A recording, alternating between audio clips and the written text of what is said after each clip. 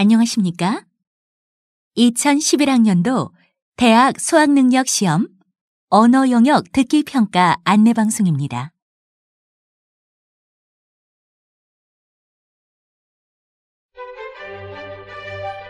잠시 후 8시 40분부터 2011학년도 대학 수학능력 시험 1교시 언어 영역 듣기 평가 방송을 시작하겠습니다.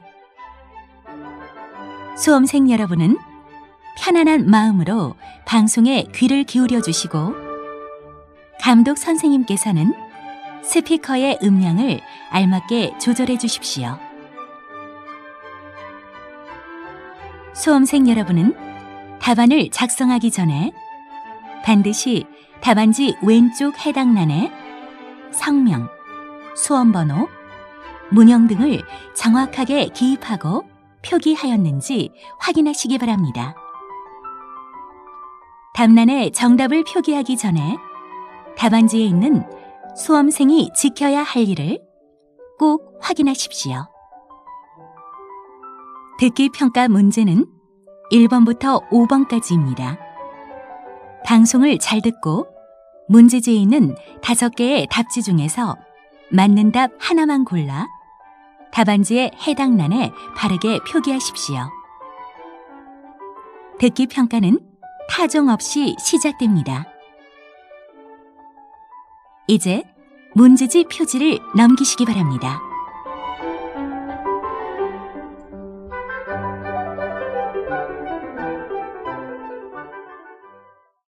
그러면 지금부터 1교시 언어 영역 듣기 평가를 시작하겠습니다. 1번부터 5번까지는 듣고 답하는 문제입니다. 방송을 잘 듣고 답을 하기 바랍니다. 듣는 내용은 한 번만 방송됩니다. 1번. 이제 한 편의 이야기를 들려드립니다. 잘 듣고 물음에 답하십시오. 여러분 안녕하십니까? 오늘은 어느 부족의 말하기 관습을 소개해드리겠습니다. 이 부족에서는 사냥에 나간 젊은이들이 돌아왔을 때 아주 큰 사냥감을 잡은 젊은이가 마을 사람들에게 이렇게 말하는 관습이 있다고 하네요. 전 사냥에 영 소질이 없는 모양이에요. 아주 작은 거 하나 잡았어요. 라고 말이죠. 이에 대한 마을 사람들의 반응도 재미있는데요.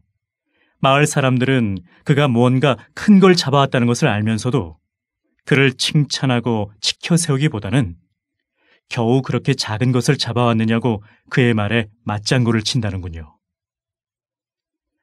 이러한 말하기 관습에서는 사냥에 성공한 젊은이가 다른 사람의 시기를 받거나 부족 사회에 동화되지 못할까 걱정하는 마음, 그리고 사냥을 해오지 못한 다른 젊은이들이 혹시 실망을 안게 되는 것은 아닐까 생각해주는 마음을 볼 수 있습니다.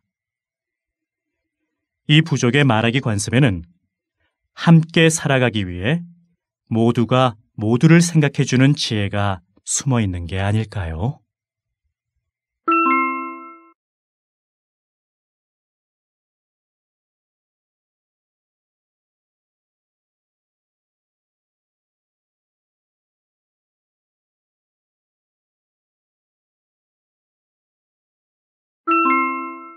이 번. 다음은 라디오 방송의 일부를 들려드립니다. 잘 듣고 물음에 답하십시오. 겨울이 되면 손발이 차가운 사람들이 있죠. 손발이 차가워지는 원인은 대개 혈액순환과 관련이 있습니다. 추위 때문에 피부 온도가 낮아지면 모세혈관으로 들어가는 피의 양이 줄어듭니다. 이때 피부 가까이의 분포에 동맥과 정맥을 직접 이어주는 글로미라는 관으로 피가 흐르면서 손발이 따뜻한 상태로 회복됩니다. 즉, 동맥에서 공급된 피가 모세혈관을 거치지 않고 글로미를 통해 직접 정맥으로 흐르면서 손발에 다시 따뜻한 피의 양이 늘어나 피부 온도가 따뜻하게 유지되는 것이죠. 글로미는 평소에 닫혀 있습니다. 그러다가 모세혈관에 들어가는 피의 양이 줄어들면서 글로미가 열려 혈액순환을 원활하게 해줍니다. 하지만 글로미가 딱딱해져서 제 기능을 못하면 추울 때 혈액순환이 제대로 되지 않아 손발이 차가운 상태로 남아있는 것이지요. 글로미를 다른 말로 동정맥 문합이라고도 하는데요. 연구에 의하면 글로미의 기능을 떨어뜨리는 원인에는 과식, 음주, 스트레스 등이 있다고 합니다.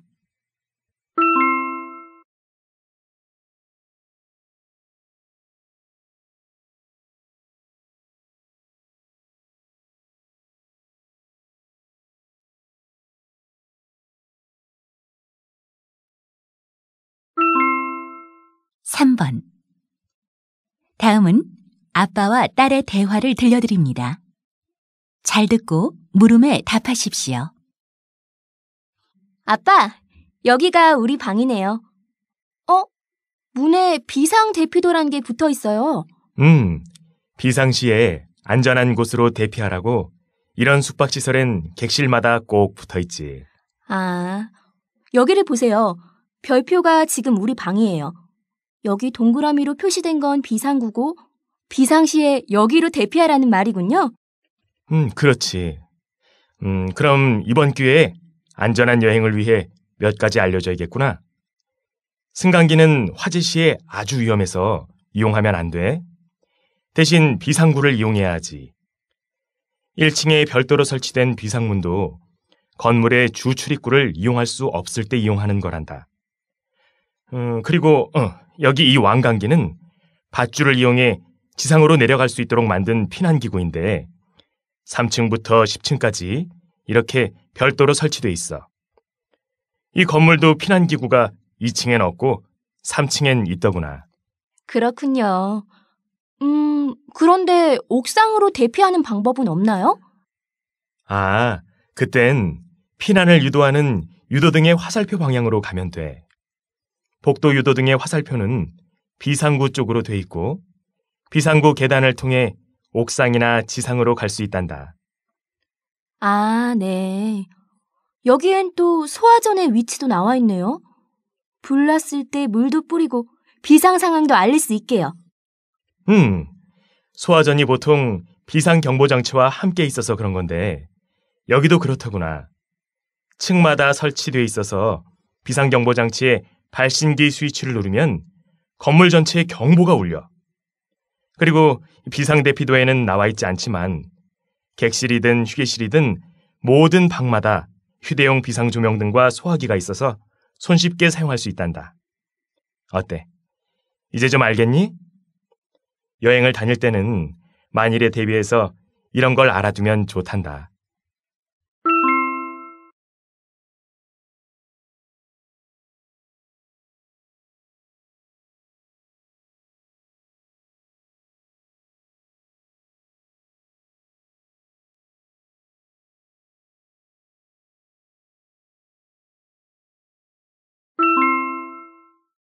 (4번과 5번) 다음은 토이의 일부를 들려드립니다. 잘 듣고 물음에 답하십시오.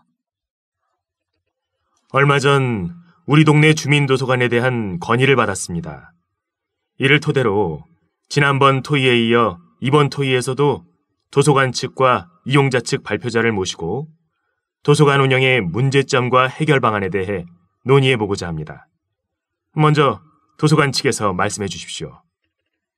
현재 도서관 운영에 여러 문제가 있지만 가장 큰 문제는 도서관이 본연의 기능을 수행하지 못한다는 것입니다. 도서관은 자료를 열람하는 시설입니다. 그런데 일반 열람실은 물론 자료를 쉽게 보도록 서가 옆에 책상을 비치해 놓은 개가식 열람실까지도 사람들이 자기 책을 가지고 공부하는 공부방으로 변질되어 버렸습니다.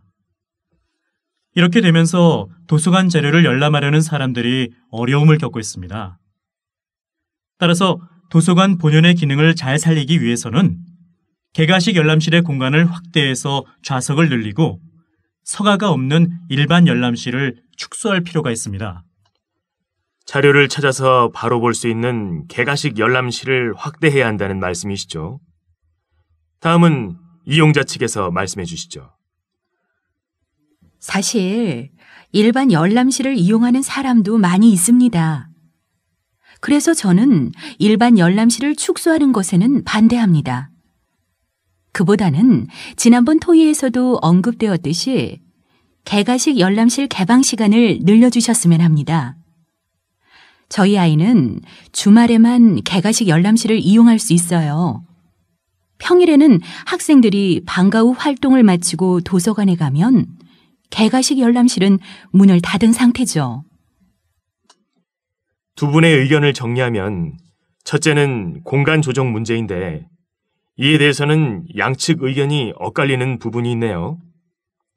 둘째는 개가식 열람실 개방 시간에 관한 문제인데요. 이용자 측 발표자께는 죄송하지만 개방 시간 연장은 이미 지난번 토의에서 예산과 인력 때문에 현재로서는 실시하기 어렵다는 이야기가 있었습니다. 특별히 덧붙일 말씀이 있으시면 말씀해 주시고 그 후에는 공간 문제에 초점을 맞추어 토의를 진행했으면 합니다. 네, 알겠습니다.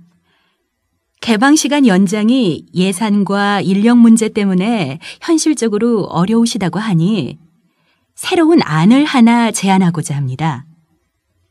인터넷으로 자료를 이용할 수 있게 해주시면 어떻겠습니까? 그러면 이용자 입장에서 자료 이용이 훨씬 편리해지지 않을까요? 글쎄요, 개방 시간 연장도 그렇지만 인터넷을 통한 자료 제공도 어려운 점이 있습니다. 자료 구축에 소요되는 비용과 시간도 문제이고 저작권 문제가 있어서 자료 제공이 쉽지 않습니다.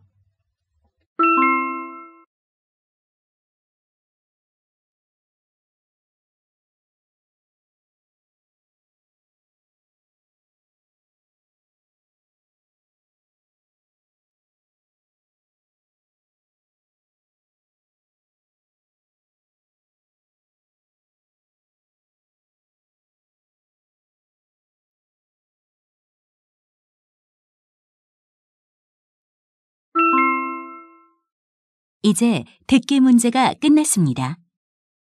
6번부터는 문제지의 지시에 따라 답을 하기 바랍니다.